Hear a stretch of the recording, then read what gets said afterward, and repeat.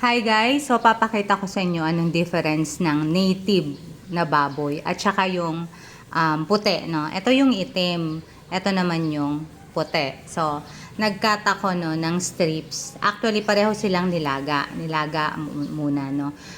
Ang normal na baboy, manipis lang, no? Manipis actually. Kasi pinapakain dyan mga feeds. Tapos, malinis yung balat niya. Yung balat niya malinis. Wala ka talagang makikitang blackish. Tapos yung laman niya, ganyan yung laman niya. Unlike dito, makapal ang taba ng native, no? Though makapal ang balat na ang taba ng native. Ayan, including yung ano niya, yung balat niya makapal. Kung makikita mo diyan, no? Makapal yung balat niya compare dun sa manipis na balat, 'di ba? Manipis lang yung balat nung white. Ito makapal, no? Pareho ng age ito. Siguro almost 1 year old sila pareho. Tapos, pero kahit mataba ito, no? Ito yung masarap sa lechon at saka ito talaga ginagamit. Kahit mataba siya, kapag hinugasan mo yung kamay mo, kunwari yan, tas ang lambot-lambot ng ano niya, nahuhugasan siya. Para siyang water soluble siya, no? Kapag ginanon mo, para siya nalulusaw lang. Ayan, nalulusaw siya sa... Nakikita nyo ba? Wala kasi akong kasama. Ayan o, nalulusaw siya. Ayan, lusaw. Diba? Nalulusaw siya. At the same time, pag ginugasan natin, kunwari, ito munang, native. Ayan. So, ang taba, diba? Pero, pag ginugasan mo siya, kahit wala kang tawag dito, wala ka sabon.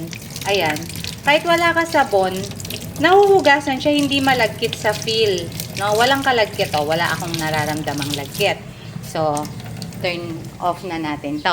Wala akong nararamdamang lagkit. No? Pero, tingnan natin itong taba nitong commercial o yung mga backyard na puti. So, pag ginanon mo siya, matigas yung taba niya. Solid. Ito, mas makapal pero pag ginanon mo talagang ito, ayan o. Umaano siya, matigas siya, tas buo-buo pa rin siya. Unlike dito talagang nalusaw siya, nalusaw, malambot na malambot yung taba niya. Pareho ng time to, ayan. Tapos, kung gaganunin ko siya sa kamay ko, ayan, so, sasaturate ko ng taba yung kamay ko, ayan siya, yung taba niya, ang hirap tanggalin. Masebo siya.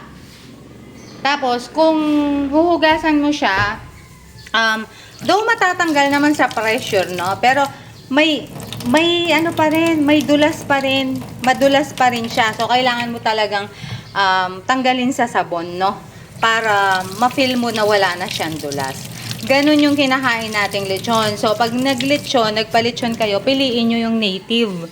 Kasi maliban sa malinamnam, and even the taste may difference, no? Kapag madalas kang kumakain ng native, parang ayaw mo nang kumain ng ng commercial na puti. Kasi malinamnam talaga yung mga native. Though makapal ang taba niya, nawawash yung taba at saka yung laman niya malinamnam compare dito sa white na commercial baboy or yung nabibili natin sa palengke or yung mga backyard. Ganyan na rin kasi yung mga backyard ngayon.